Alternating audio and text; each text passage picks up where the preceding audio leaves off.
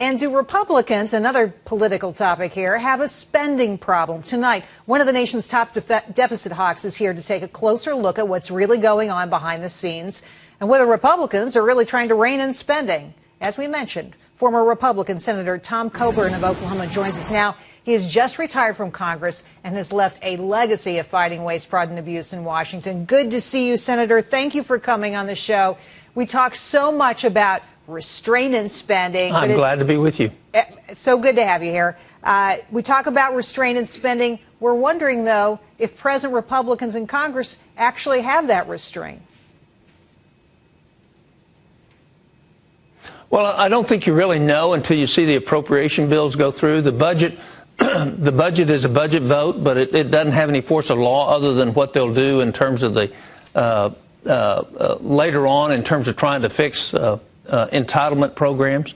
And, you know, I don't know, and I'm not privy to what they say. I am disappointed that they did not pay for the change in the payment for physicians for the SGR, Sustainable Growth Rate formula. I think that was a mistake. That's you right. send a signal that we're going to spend money, and by the way, time out right now.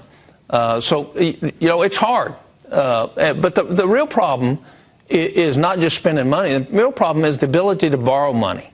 And I'm convinced one of the reasons I left Washington was I don't think you fix Washington's problems in Washington. I think you fix them with a convention of the states, with actually states and citizens, where our Constitution says the ultimate authority lies within the states and the citizens.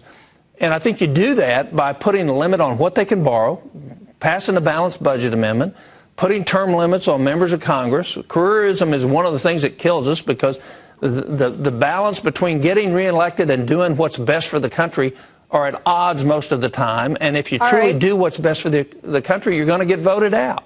Let me interrupt you here for a second, because you alluded to some things that I want to go more in depth on, because we're interested in these Republicans, because we've got a presidential election coming up, and goodness knows where we're going to go next. You mentioned the Medicare doc fix. Well, there was a $140 billion price tag on that.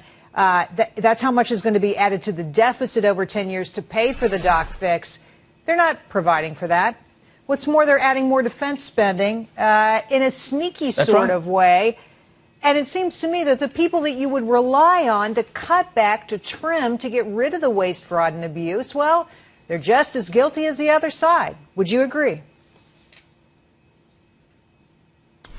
Well, I don't think they're quite as guilty, because they're not creating a whole bunch of new programs that cost more money, and they're not duplicating a lot of new programs. But the fact is most career politicians, regardless of their stripe, Republican, Democrat, or Independent, if in fact their goal is to stay in Washington, they're not going to limit the size and scope and authority and reach of the federal government. And from there comes dollars that we've laid. You know, just, Gerri, one little fact. Last year, the OMB and the Congressional Budget Office said that the deficit was $480 billion. But that's absolutely untrue.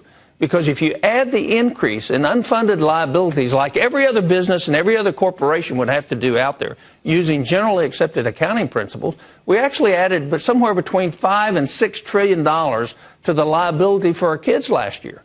So 10 times what we said to the American public. And so the dishonesty coming out of Washington means that the American people have to take over Washington again. And we have to have leadership that's willing to say, I agree. Here's what our founders intended. We're going to restore that. We're going to limit the size and scope of what Washington's doing. I think you got to realize that government accounting is fiction writing. Senator Coburn, thanks for coming on the show. So good to see you.